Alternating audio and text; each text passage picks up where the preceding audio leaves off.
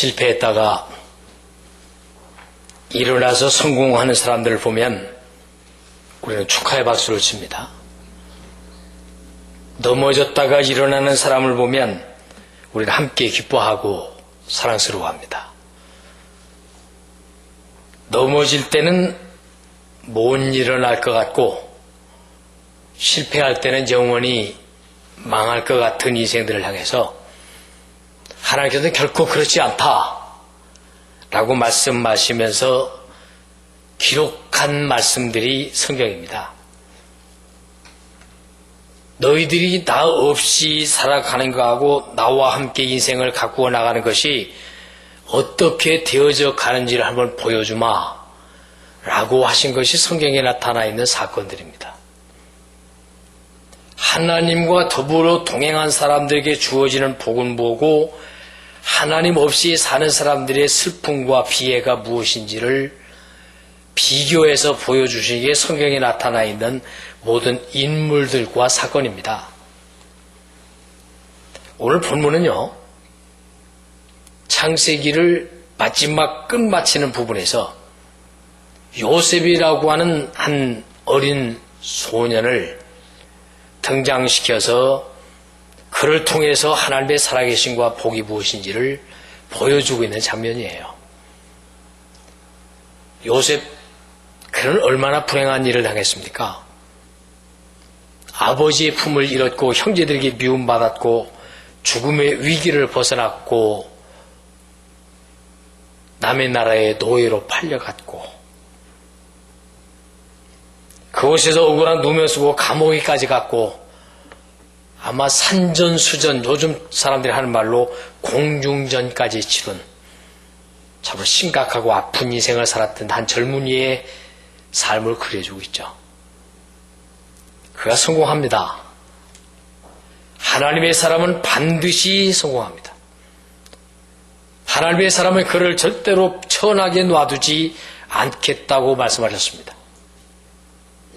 하나님은 당신의 자녀들을 반드시 극복하게 하고 존귀하게 하겠다고 약속하신 대로 하나님의 사람인 요셉을 그렇게 만들어 주셨습니다. 요셉이요, 그가 멋지게 성공하고 나서 아버지와 형제들을 다 초청해서 불행을 함께 극복하면서 행복한 삶을 영위하고 있을 때 아버지 돌아가시니까 그 형제들이 불안합니다. 아버지가 살아계실 때는 체면상 저 아우가 우리를 용서했지만 아버지 돌아가시고 나면 용서 안 할 거다 라고 하는 인간들이 보편적으로 가지고 있는 보복에 대한 두려움을 가집니다. 사탄은요, 반드시 사람으로 하여금 자기가 당한 손해나 아픔을 보복하도록 자극을 줍니다. 그래서 보복을 해야만 그것이 자기에게 만족이 오는 줄 아는 착각 속에 빠지게 합니다. 그런데 하나님은 그 반대로 보복을 하는 것이 아니라 오히려 축복을 하게 함으로써 복을 비는 그에게 더 많은 복을 주시고자 하는 하나님의 목적이 있었습니다. 우리가 명절이 되면 참 오래간만에 가족들, 친척들이 만나죠. 이 명절날 이 요셉의 가정의 모습을 보고 성경에 나타나 있는 하나님의 손길을 보면서 함께 은혜를 나누려고 하는 거예요. 이 세상에 살면서 요셉이 특별히 깨달은 게 하나는 하나님이 나에게 예비하시고 주시려고 하신 그 복을, 그 형통을 하나님으로부터 놓치지 않겠다고 하는 그 열망이 있었습니다. 다시 말하면 내가 이 땅 위에서 사람들에게 매면 하늘에서도 매일 것이고 이 땅에서 내가 사람들에게 풀면 하늘에서도 풀릴 것이라고 하는 말씀을 그는 이미 실천하고 있었습니다. 여러분, 할 수만 있으면 모처럼의 구정 명절 맞이했는데 용서할 걸 다 용서하고 미워하던 것 다 풀고 오해했던 거 풀고 좋은 사람들 만나십시오. 하나님은요, 사람들을 얼마나 귀중히 여기시고 사랑하시냐면 그 사람을, 내가 미워하고 싫어하는 그 사람을 하나님은 사랑하신다는 걸 기억하셔야 됩니다. 내가 마음에 안 들어서 어쩔 줄 모르는 그 사람을 하나님이 사랑하시고 축복하시려고 한다는 사실을 기억해야 합니다. 하나님은 그를 사랑하시는데 내가 그를 미워하면 하나님과 나 사이에만 막힙니다. 하나님이 그 사람을 축복하시기를 원하는데 내가 그를 축복하면 그에게도 축복이 이루어지고 내게도 오는데, 내가 그를 미워하면 하나님이 그 사람을 사랑하시지만 나에게는 미움이 되돌아와서 아픔을 당합니다. 좋은 명절을 주어서 민족의 대이동이 일어나는 이 좋은 날에 우리 마음속에는 찌꺼기를 다 버리고 열어놓고 아주 깨끗하고 순수한 마음으로 사람들을 대할 때 하나님의 기뻐하심과 축복이 반드시 임합니다. 하나님을 믿는 자들은 그것에서 우리는 답을 얻을 수 있어야 합니다. 그래서 본문 말씀을 중심으로 해서 본문의 제목을 그렇게 잡아봤습니다. 인생을 역전시키시는 하나님의 능력을 찾아보려고 합니다. 인생을 역전시킨다? 어떤 사람들을 어떻게 해요? 그리고 왜요? 몇 가지 실례를 찾아보겠습니다. 17살 때 형들의 미움을 받아가지고 애굽 땅에서 어쩌면 완전히 몰락해버린 인생, 아무도 거들떠 보지 않고 주목하지 않았던 한 소년, 죽었다고 해도 실패자요, 노예로 팔려갔다고 해도 실패자요, 거기다 감옥까지 들어가는 비참한 자리에 들어간 그를 아무도 눈여겨보지 않았습니다. 아니 어쩌면 그가 그런 일을 당하는 걸 보고 같이 있는 감옥에 있는 사람들도 비난했을 것이고 그의 생애를 보고 천대하고 천박하게 여기는 사람들이 주변에 너무 많이 있었을 것입니다. 그런데 우리 하나님은 그를 주목하셨습니다. 그 요셉에게 초점을 맞추셨습니다. 그가 하나님을 사랑하는 만큼, 그가 하나님에게 집중하고 있는 만큼 사람들에게가 아니라 하나님에게 집중하고 있는 그 요셉을 하나님의 눈동자같이 집중하셨습니다.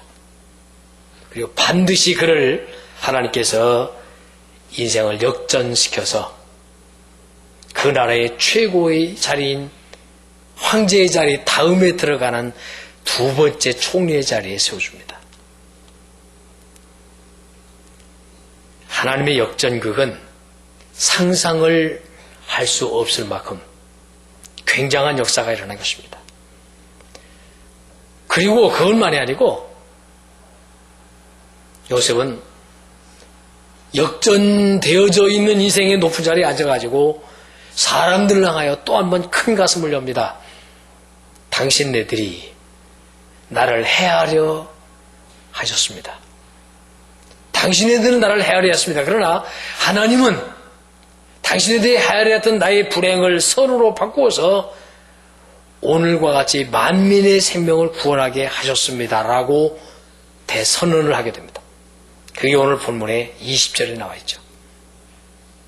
사람들은요, 어느 한 사람을 위대하게 행복하게 존귀하게 만드는 일에 대역전극에 큰 도움이 되지 못합니다. 왜냐하면 사람들은 심리적으로 다른 사람이 잘 되는 걸 보면 배가 아프기 때문에, 다른 사람이 조금 잘 되면 시기심이 나고 미움이 생겨서 자기의 열등감을 감출 수가 없어서 깎아내리고 공격하지만, 우리 하나님은 그것을 존귀히 여기셔서 그를 더 존귀하게 만드신다는 사실을, 인간과 하나님이 다르시다는 것을 요셉이 증거하고 있는 겁니다. 여러분, 사람들에게 너무 기대하지 마세요. 내가 오히려 상대방의 기대에 부응해줘야 될 존재지, 누군가에게 내가 기대를 가지고 기대를 받을 만한 존재가 아니라는 사실을 기억하셔야 합니다. 이 세상에는요, 나보다 큰 자나 나보다 귀해서 내게 큰 어떤 도움을 줄 만한 사람이 별로 없습니다. 자기 살기도 급급하거든요. 근데 우리 인간들은 어디서 실패를 많이 하냐면 사람들에게 기대감을 가지고 기대를 가지고 기대다가 넘어지는 경우가 허다합니다. 사람은 기대할 만한 존재가 아니라는 사실을 성경에서 가르쳐주고 있는 거예요. 하나님 말씀하시죠. 너희는 나를 믿어라. 너희는 나에게 기대하라. 그리고 내가 너희들에게 집중하는 것처럼 너희도 내게 집중하라. 내가 너를 반드시 반전시켜 복되게 하리라고 하나님을 말씀하시는 거예요. 저 참 바보스러워서 목회하면서도 평생을 살면서 사람들에 대한 기대치가 굉장히 높았습니다. 저 사람은 좀 훌륭하니까 괜찮을 거야. 저희는 정말 저 정도 되어지는 사람이면 교회를 위해서 나를 위해서 또 성도들을 위해서 좋은 일 할 거야. 든든한 삶일 거야 라고 하는 기대를 수십 년 동안 해왔습니다. 그때마다 하나님이 깨우쳐주시는 건 뭐냐면 내가 잘못 생각하고 있다. 그 사람은 자기 하나도 감당 못해서 쩔쩔맨단다. 웬 기대냐? 너희는 나를 바라라. 너희는 나를 의지하라. 나를 믿으라 그러셨어요. 기대를 포기하면 사람들에게 미움을 주지 않아도 됩니다. 기대를 포기하면 나쁜 관계를 가지지 않게 됩니다. 그러려니 하고 오히려 내가 도와줘야지라고 생각하게 되면 출발점이 아주 편안하고 관계가 새롭습니다. 그런데 그 상대방에게 무언가 기대를 하다가 기대가 이루어지지 않으면 우리는 미워하고 좋지 않은 관계를 가지게 됩니다. 요셉이요.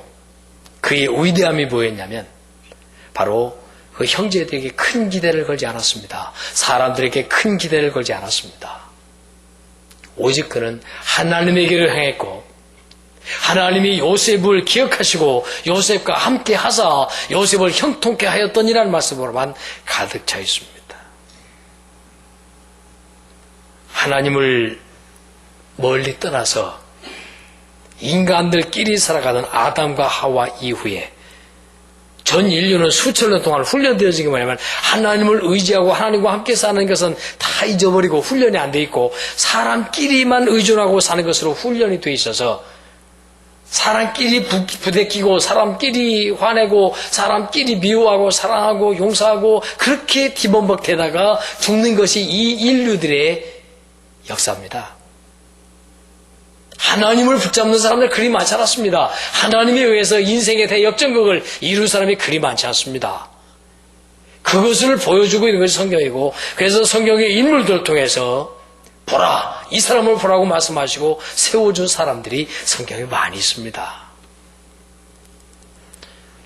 목사인 저에게 여러분 기대 많이 하십니까? 기대하지 마십시오. 나는 여러분들에게 복음을 전하는 것이 나를 전하는 것은 절대로 안 됩니다. 나를 쳐다보면 안 됩니다.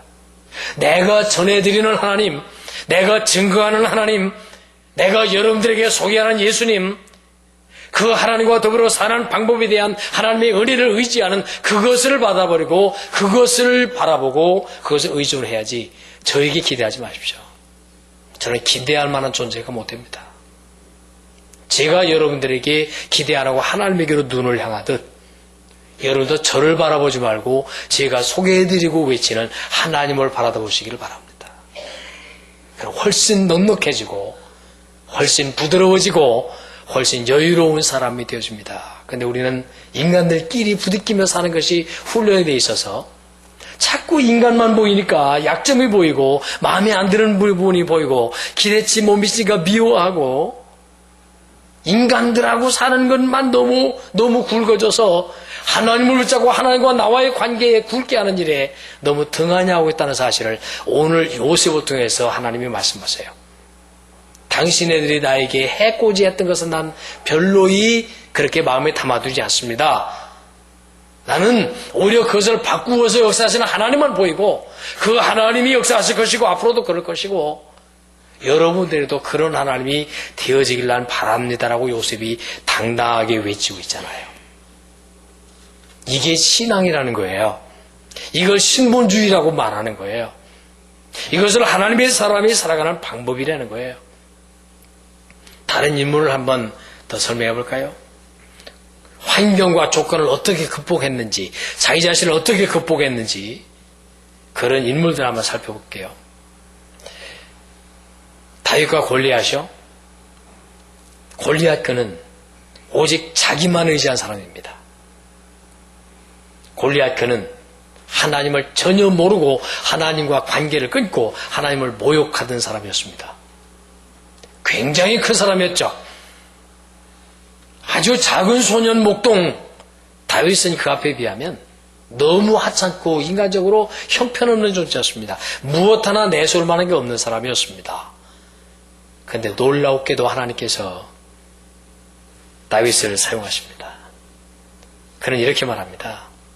40일 동안이나 그 큰 덩치를 가지고 그 큰 자기의 힘을 가지고 이스라엘 백성들을 농락하고 욕하고 도발하는 그 골리앗 앞에서 다윗의 외치는 소리는 단 하나입니다. 나는 너를 두려워하지 않는다. 난 저 위에 계신 내 하나님 그분을 두려워한다. 나는 너를 의지하지 않는다. 하나님을 의지한다.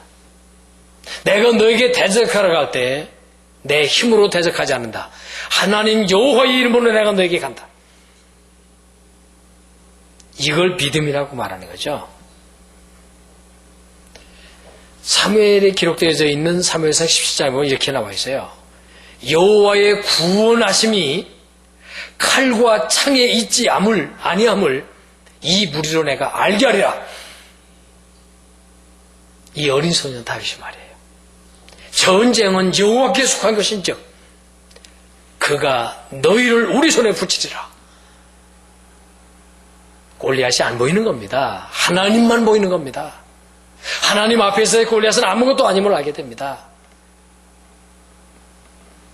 국가의 흥망성쇠, 사람들에게 기대하지 마십시오. 하나님께서 역사하시고 하나님을 바라보는 사람을 통해서 하나님의 사람을 사용하셔서 하살 것 없는 사람을 사용하셔서 하나님의 큰 일을 이루시기 때문에 그 사람 배후에 계신 하나님을 믿어야지 사람 의존해가지고 막 누가 좀 뭐 권력을 잡을 것 같다 그러면 그 앞에는 쫙 줄을 서고 그 앞에는 아부하고 그 사람이 먹여 살 줄 알고 온 국민들이 난리치고 뭐 그냥 들뜨고 야단버스 냅니다. 거기에 그냥 온통 선거에 비칩니다. 결과를 보면 어떻습니까? 하나님과 관계 없는 일들은 사람에 의해서 이루어지지 않는다는 사실을 알아야 합니다. 블레셋은 골리앗이라는 사람이 저 이스라엘을 물리치고 블레셋을 강대국으로 만들 줄로 블레셋이 하나님이었습니다. 골리앗이 블레셋에서 유일한 희망이었습니다. 그러나 골리앗은 무너집니다. 이스라엘 아무도 기대할 사람 없었죠. 40일 동안이나 골리앗이 버티고 욕하고 하나님을 모욕하고 이스라엘 백성을 농락하는데도 아무도 그 앞에 대적할 사람이 없었습니다. 그런데 어린 소년 목동 다윗을 하나님이 쓰셔서 넘어뜨리리라고 기대했던 사람은 아무도 없었습니다. 우리의 인생도 마찬가지입니다. 하나님 없는, 하나님의 도우심과 역사가 없는 인생, 그것은 성공할 수가 없습니다. 성공했다고 할지라도 골리앗처럼 자기 힘에 겨워서 쓰러집니다.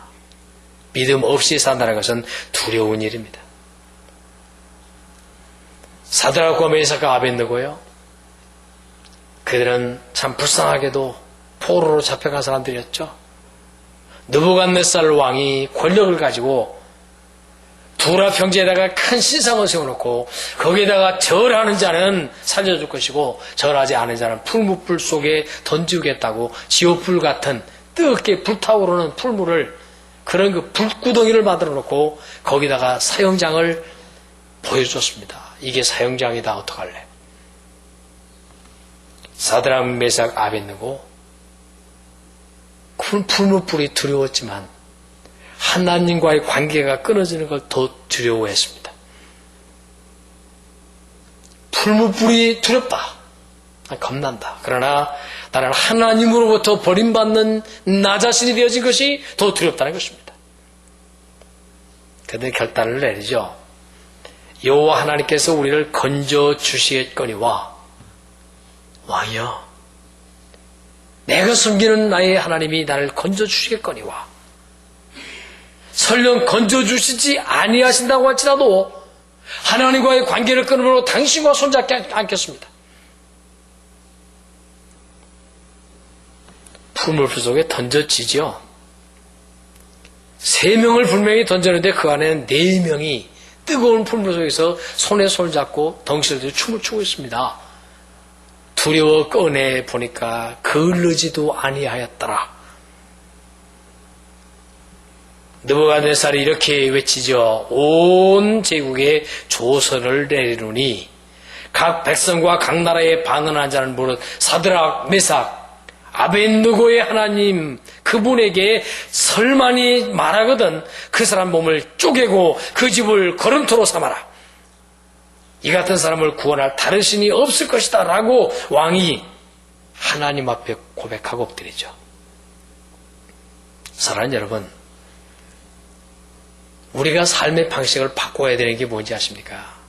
지금까지 우리는 얼마나 오랜 세월을 피땀 흘리면서 몸부림치면서 허리띠 졸라매면서 몸부림치며 살아왔습니까?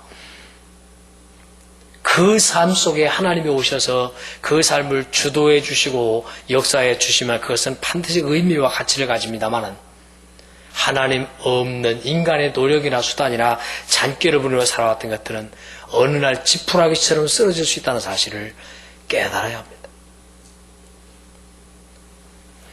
예수님께서 구원의 완성이라고 그러시죠. 그분이 이 땅에 오셨을 때 사람들이 기대하지 않았습니다. 태어날 때도 비천하게 태어났습니다. 아주 알려지지 않은 가장 작은 고을인 베들레헴. 그곳에서 집도 없이 남의 집 마구간 밀려서 말구 위에 태어나죠.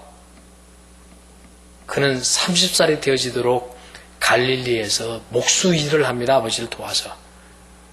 아무도 거들떠보지 않은 것 같은 눈여겨보이지 않는 예수님이었어요. 그런데 그분께서 우리 인류를 위해서 죽으신다고 하는 이 위대한 일을 이루시는 것을 보고 온 우주 천지가 놀래죠. 이 세상에 다른 사람을 위해서 죄가 전혀 없는 분이 죽어주신다는 거죠. 우리는 죽어도 저는 죄 받아서 죽을 거야. 우리 인간들은 다 그렇습니다. 왜? 죄가 하도 많아서 죽으면 저는 죄값으로 죽었을 거야. 그게 당연한 정설입니다. 또 당연한 것입니다. 그런데 대신 죽어주셨습니다. 우리나라에 그 지하철이 생겨나서부터 심심찮게 나오는 기사들이 있죠. 어떤 눈이 안 보이는 분이 선로 밑에 떨어졌는데 어떤 대학생이 뛰어들어가 가지고 그를 그 구석으로 그 난간 밑으로 같이 끌고 들어가서 살렸다. 또 어떤 사람은 술 먹은 사람이 발 헛되어서 떨어졌는데 열차가 오는 걸 보고도 뛰어들어서 그를 끌어내고 그 속으로 함께 숨어서 살았다. 요즘 그런 게 심심찮게 나오죠. 그런데 만일에 끌어들여서 둘 다 살았으니 망정이지 한 사람 살려내고 자기는 깔려 죽었다. 아마 굉장할 겁니다. 그래도 그 사람은 그 사람을 해서 유익은 줬어야 해도 죽음은 자기 죄로 인해서 인생을 끝나게 돼 있는 결과를 가져오는 겁니다. 예수님, 그분은 죄가 없으신 분이 죽으셨기 때문에 대속주라고 말합니다. 대신 속해 주시기 위해서 제물이 되셨다는 거죠. 이런 분이 있다는 게 없습니다. 그래서 사람들은 그분이 십자가에 처형되어지면 사탄이는 아주 춤을 췄습니다. 이제 끝났다. 저는 이제 끝났다. 정말로 한동안 팍 일어나서 3년 동안 갈릴리와 예루살렘을 뒤집어 놓던 저 사람을 제거했다. 이제 끝났다라고 생각하고 좋아했죠. 그러나 우리 하나님은 그분을 3일 만에 살려내심으로써 대역전극을 또 펼치시죠. 인류를 구원하시죠. 사탄이는 아담과 하와를 타락시켜서 전 인류를 완전히 멸망하겠다라고 큰소리치고 성공했다고 큰소리치는 사탄의 머리를 땅 때리시죠. 예수님을 부활시킴으로써. 왜? 예수 그리스도에게 오는 자들은 다 똑같이 부활시키고 존귀케 하자고 하는 대선언의 역사거든요. 위대한 일입니다. 대역전극이요. 그러면 우리들의 인생은 어떻게 될까요? 우리들의 역전극은 어떻게 일어날까요?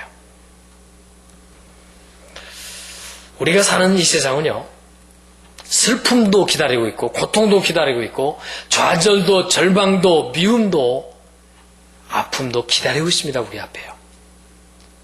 내 앞에 그런 거 전혀 없어라고 하는 사람이 있다고 한 명도 없습니다. 성공했다는 사람도 넘어질 때가 있고, 권력을 잡은 사람도 권력을 놓을 때가 있고, 뭔가 재물을 가졌던 사람도 그 재물을 놓아야 할 때가 있습니다. 인생은 그렇습니다. 그런 인생들에게 우리 하나님께서 말씀하십니다. 너희의 삶의 너희들의 인생에 너희들이 앞으로 남은 시간 동안에 역전극을 체험할 수 있는 방법이 있다. 그건 뭐냐면 너의 삶을 내가 결정하지 말고 나에게 한번 맡겨보지 않겠냐. 내가 결정하지 말고 내 결정을 한번 따라보고 내 방법을 선택하지 말고 내 방법을 한번 채택해보지 않겠느냐. 너 혼자 가던 길을 나와 함께 가면 어떻겠느냐라고 말씀하십니다. 시편 34편에 보면 여호와는 마음이 상한 자에게 가까이 하신다 그랬어요. 중심에 통회하는 자를 구원하신다 그러셨어요. 이게 무슨 말이에요? 이제는 하나님 앞에 당신이 아니면 난 살아갈 수 없습니다라고 납작 엎드려서 고백하고 회개하는 사람을 말합니다. 내 힘으로 살아가겠다고 큰소리 쳤던 사람이 이제는 하나님 내가 해보니까 별것이 아닙니다. 역전극이 안 일어납니다. 계속해서 무너지기만 합니다. 하나님께 엎드렸습니다. 우리는 실수를 얼마나 많이 했느냐가 문제가 아니라 그 실수를 딛고 얼마나 일어나느냐에 달려있고, 우리가 죄를 얼마나 지었느냐가 문제가 아니라 그 죄를 버리고 하나님에게로 돌아왔느냐가 중요합니다. 사람들이 이렇게 말하죠. 나는 너보다 죄가 적어. 나는 너보다 실수가 적어. 나는 너보다 좀 완벽해. 하나님하고 아무 관계없는 말을 하고 있습니다. 그건 자기의 의에 사로잡혀서 오히려 하나님의 외면할 의식이죠. 사람하고 비교하지 마세요. 남의 죄에 대해서 들춰내지 마세요. 그리고 다른 사람의 약점에 대해서 비난하지 마세요. 자기가 죄를 먹고 마시는 행위입니다. 하나님이 그를 외면하십니다. 내 죄는 안 보이냐? 내 실패는 안 보이니? 내 더러운 건 왜 안 보니? 얼마나 우리가 죄졌고 실수하고 실패했냐가 중요한 것이 아니라 얼마나 그것들로부터 해방되어지려고 그것들을 외면하고 하나님에게로 돌아왔느냐를 해서 돌아와 슬프고 지친 자들아 나에게로 돌아와. 그게 하나님의 부르심인 거예요. 그래서 하나님은요, 우리에게 왜 예배 시간마다 하나님의 말씀을 선포해야 되느냐? 왜 우리는 매일매일 성경을 읽어야 되느냐? 왜 우리는 매일 기도해야 되느냐? 그것은 그 하나님의 말씀을 통해서, 하나님의 살아계신 증거를 통해서, 그 인물들을 통해서 증인으로 내가 말씀을 먹음으로써 내 영혼이 살아서 하나님께로 나아가게 하는 거예요. 여러분 잘 아시는 사람을 간단하게 그 이적을 소개할게요. 러시아의 대문호인 도스토옙스키는 무신론자였어요. 그의 넘어진 것을 한번 살펴볼까요? 그의 어머니는 신앙이 좋았어요. 그런데 그의 아버지가 너무 그 어머니를 학대해가지고 학대에 시달리다가 폐결핵으로 돌아가셨어요. 어렸을 때. 그 아버지는요, 폭군 같은 아버지였는데 자기 주변에 있는 자기 가족들의 농민들에게, 관계된 사람들에게 학대를 너무 많이 해가지고 그 학대받던 농민들에 의해서 처참하게 살해됐어요. 이때 도스토옙스키가 아버지가 살해되는 장면을 봤을 때가 16살 때예요. 농민들에서 비참하게 막 그냥 기구로 찍어 죽는 그 장면을 두 눈으로 봤거든요. 그게 너무너무 충격이 커가지고, 그는 그때 생겨난 간질병이 생겨가지고 평생 간질을 했던 사람이에요. 얼마나 충격을 받았으면. 학교 생활에서도 완전히 열등생이었습니다. 친구들에게 따돌림 당했고 우울증에 걸려 있었고 문학은 좋아했지만 공부에 취미가 없어 낙제를 늘 밥 먹듯 했습니다. 인생을 완전히 파괴된 사람이었죠. 그래서 청년 시절에 기독교를 아주 나쁜 어떤 권력에 기생하며 사는 그런 잘못되어진 집단이라고 혐오하고 철저한 무신론자가 되어져가지고 사회주의 사상을 통해서 세상을 바꿔놓겠다고 사회주의 비밀 조직 속에 들어가서 가담해가지고 활동을 하다가 러시아 황실에 체포돼서 총살 선고를 받죠. 참 인생 망가진 사람입니다. 그렇게 비참할 수가 없습니다. 가정적으로, 개인적으로, 신앙적으로, 영적으로 완전히 망가진 사람입니다. 28살의 나이로 사형대에 묶여서 생애를 마감하게 될 때 회개를 하고 후회하면서 어떻게 하면 요 나머지 5분을 보낼까 하는 유명한 얘기죠. 방아쇠가 당기지 직전 특사가 달려와서 살려냈는데 사형은 면하고 시베리아로 유배를 떠나죠. 시베리아로 유배를 떠나는 열차를 타고 가는 도중에 조그만 간역에서 그와 마주 앉아있던 한 부인이 자기의 짐 속에서 조그만 성경책을 하나 꺼내서 그에게 선물로 줍니다. 이게 신약성경이었습니다. 4년 동안 척박한 땅 시베리아에서 죄수 생활하고 있는 동안에 그는 그 성경을 읽기 시작했습니다. 그 성경 속에서 춥고 배고프고 괴롭고 외롭고 혹사당할 때마다 그 성경을 읽었습니다. 어느 날인가 그 성경에서 들려오는 하나님의 음성을 들었고 그 속에서 그리스도를 만났고 그 속에서 하나님의 그 능력을 만납니다.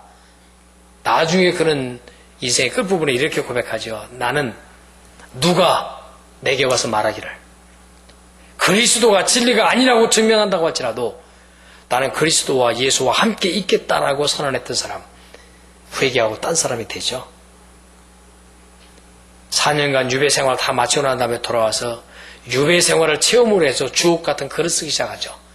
여러분이 잘 아시는 죄와 벌, 죽음의 집, 까르마조프의 형제들, 그 외에 수많은 불의 명작들을 고통의 산물로 쏟아내죠. 인생의 대역전극이 펼쳐집니다. 누가요? 그 하찮은 도스토옙스키의 그 망가진 삶, 그 망가진 인격, 폐허가 되어진 영혼 속에 하나님의 말씀을 통해서 예수님이 들어오시고 성령님이 들어오시자 그의 인생은 완전히 역전되어집니다. 여러분 누구와 서십니까? 홀로 결정하고 홀로 도야청청하십니까?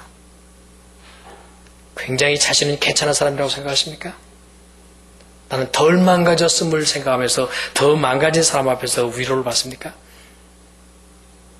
그런 속에 그리스도가 오시고 성령님 오시고 주의 말씀이 우리 속에 들어와 계실 때 그의 인생은 반드시 하나님께서 역전시켜 주시는 복이 있습니다. 그걸 믿을 때 우리의 태도는 달라집니다. 그걸 믿을 때 신앙의 질이 달라집니다. 사람들을 대할 때 태도가 달라집니다. 예배를 드리는 태도가 달라지고 찬송하는 모습이 달라지고 기도하는 뜨거움이 달라집니다. 실패하는 사람들 하나님이 함께 하시지 않기 때문입니다. 하나님의 자녀들도 실패하는 이유를 보면 하나님의 방법으로 하지 않았을 때에 대부분의 경우 실패를 했습니다. 하나님이 원하시는 쪽으로 결정하지 않았을 때 그것은 반드시 아픔으로 돌아왔습니다. 내 잘난 맛으로 어떤 일을 했을 때 하나님의 도우심이 없었다는 사실을 나중에 알게 됩니다. 그래서 하나님이 외면하시거든요. 고린도후서 5장에 보면 이런 말씀이 있죠. 그런즉 누구든지 어떤 사람이든지 그리스도 안에 있으면 새로운 피조물이다. 옛날의 과거의 들은 다 지나갔다. 이제는 새 것이다. 라고 선언해 주시죠. 놀라운 일입니다. 하나님은 잘라버리실 걸 잘라버리시고 출발할 걸 출발하게 하십니다. 지난날의 실패가 여러분을 괴롭힙니까? 우선 넘기십시오. 실패할 수 있지. 실패 안 하는 사람 어디 있어? 실수하는 걸 있지. 실수 안 하는 사람 어디 있어? 그러니까 하나님 필요하지. 그리고 과거의 실패와 아픔들을 잘라내십시오. 너무 그것에 연연하고 과거에 붙잡혀서 새롭게 출발하는 새 인생의 길에 장애를 만들지 마십시오. 주님과 함께 출발하는 겁니다. 로마서에도 그랬죠. 하나님의 모든 자비하심으로 너희들을 권하는데 너희 몸을 이제부터는 하나님 앞에 거룩한 산 제물로 드려라. 너를 하나님께 드려라. 하나님이 너희의 산 제물인 너를 반드시 존귀하게 만들어 주실 것이라는 것이죠. 우리가 고난당할 때 원망이나 불평을 고난을 당할 때 고통을 우리는 감사로 바꾸어지게 하는 것도 하나님이시고 감사로 바꿔진 자에게 주어지는 축복도 하나님의 손에 달려 있습니다. 원망하고 불평하고 탄식하고 반항심으로 가득 차게 되면 믿음을 떠나게 되고 사랑을 식어버리고 하나님은 등 돌리시고 그는 사탄이가 그를 사로잡게 됩니다. 그리고 악한 자리로 끌고 들어갑니다. 그래서 그의 입에서 삶에서 나오는 것들은 악취를 풍기기 위해서 그를 더 비참하게 만듭니다. 그게 사탄의 역할입니다.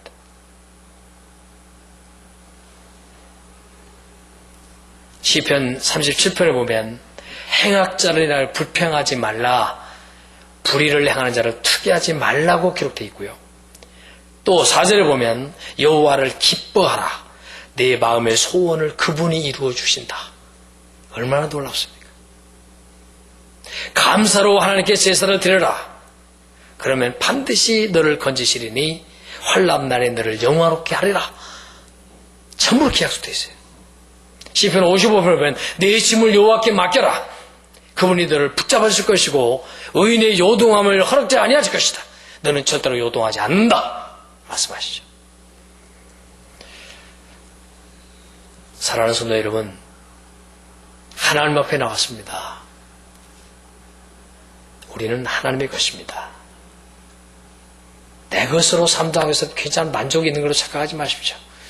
내 마음대로 하고 내 것을 내 마음대로 쓰고 내게 주어진 건 내 것이라고 그렇게 한다고 해서 쾌감이 주어지는 것은 아주 일시적이고 하찮은 것이고 사탄적인 것입니다. 그것은 언젠가 다 나를 떠납니다. 어떤 영화도 어떤 부귀도 어떤 소유도 어떤 가지고 있는 직책도 어떤 직업도 어떤 명예도 우리를 떠날 때가 있습니다.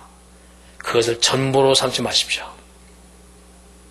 하나님께로 돌아오신 여러분 잘하셨습니다.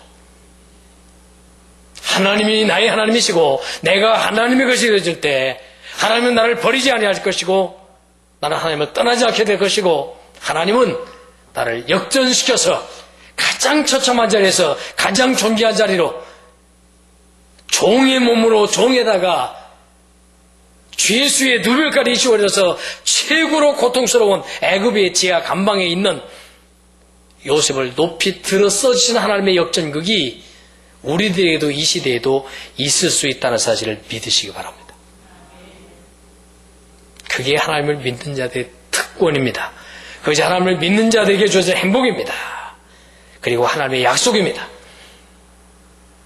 우리의 기간이 5년 남았든 10년 남았든 20년 남았든 50년 남았든 나머지 인생은 과거하고 다르게 만드시려고 역전시키시려고 우리를 불러주시는 하나님 앞에서 남은 인생을 존귀하게 갖고 나가는 축복이 충만하게 이루어지시기를 예수 그리스도 이름으로 간절히 축원합니다.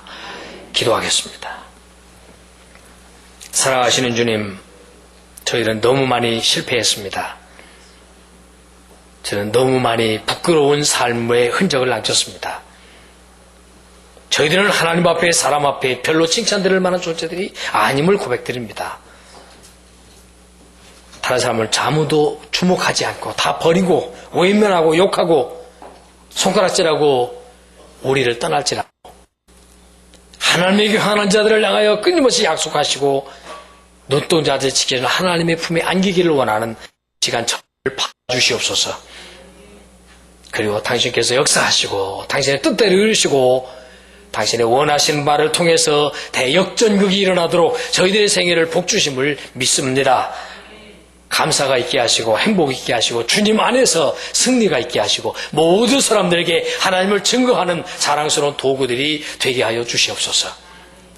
이 설 명절에 만난 사랑하는 성도들 가족들끼리 만나는 사람들께 하나님의 향기를 드러내고 하나님의 사랑을 드러내고 하나님에게 쓰임받는 자랑스러운 좋은 기회가 되게 하여 주시옵소서.